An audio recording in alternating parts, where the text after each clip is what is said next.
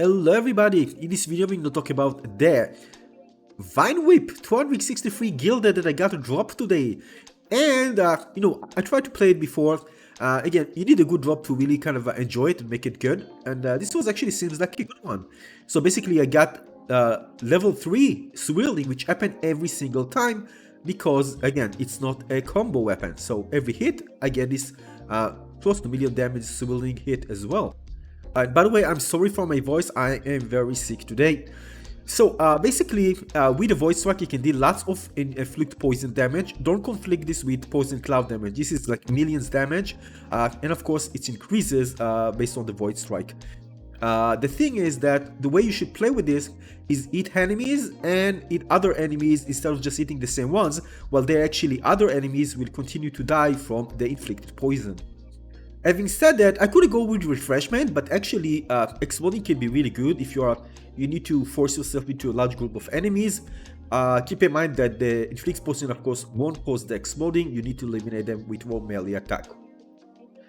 Now the gardening stack of course is amazing, it's amazing in general. I think for the Elite Fights 3 with rare captains, it's like a must. So of course you can deal without this, but it's a very powerful one of the best enchantments in the game.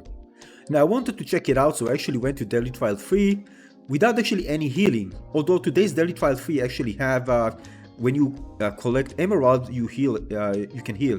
But this is just a very small amount, so it's like almost non-existent.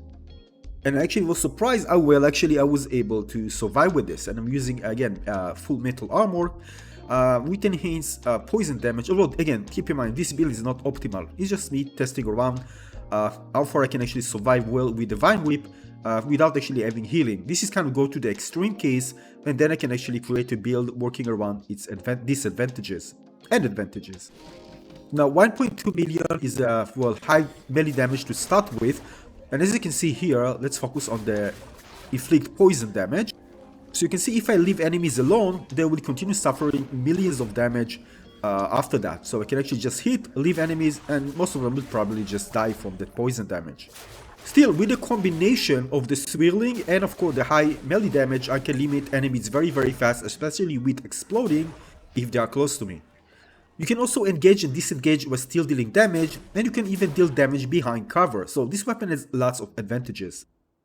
Now alternatively I could have went with refreshment, which can work as well, good. So this is a nice option to have if I want to change, and just trying to work around with the build. Keep in mind, I'm not here demonstrating any build, just stretching out how far I can actually go with the Vine Whip, and actually surprised how actually good it was. So first of all, I was really surprised how well it can actually work if I'm aggressive. As you can see here, the exploding works well, and I can deal lots of damage to raid captains, and of course the poison damage is going to be just crazy. And of course I will enhance it by using, for example, for the satchel, the poison damage to increase even more damage over time damage. Now as you can see here, I'm only healing for +3 when I'm actually grabbing those emeralds. So it's like having nothing. So basically I'm just stretching out and trying to see how far I can actually go with this, and test myself with different type of situations where there are many enchanted enemies, enemies rushing at me, grouping around me, with electrified and so on. Do I ever have my potion barrier, of course, which I use from time to time, where, well, it's kind of a must, right? I'm in a situation where so many enemies, you really want to activate it just to make sure, well, you won't die. So, especially when there are more red captains available and you have a big reduction of your health, well, you'll need it.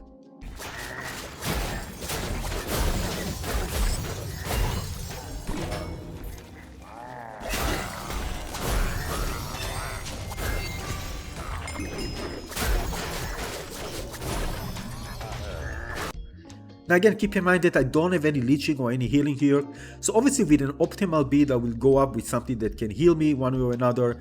So well, I can make sure that if I hit an enemy, well, I can at least heal on the way, because this will help me to survive longer. But again, this is not a final build, just for testing out, how far I can actually go without actually having healing on my armor. But this is a very durable armor nonetheless. Now of course you can also pick up food on the floor, which can heal you. But again, you don't rely on this when you create build, but when it comes, of course, I'm gonna pick it up.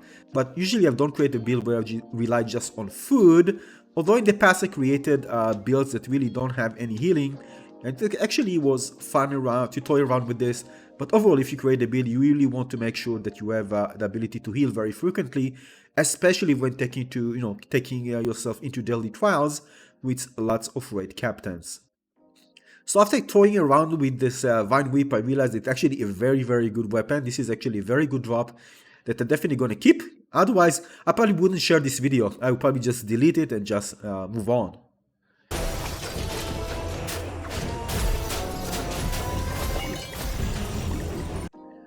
So overall, I think that the Vine Whip definitely worth my time to work in a nice build for it. But again, if you have it without, for example, swilling or, it can still work.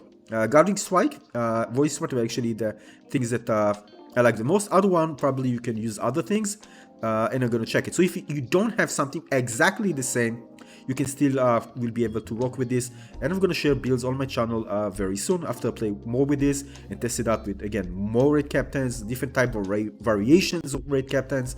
And if it passes my final test, of course, I'm gonna share it. But I have no doubt that it will work based on what I'm seeing now. But again, of course, I'm gonna do more tests and share it very, very, very soon.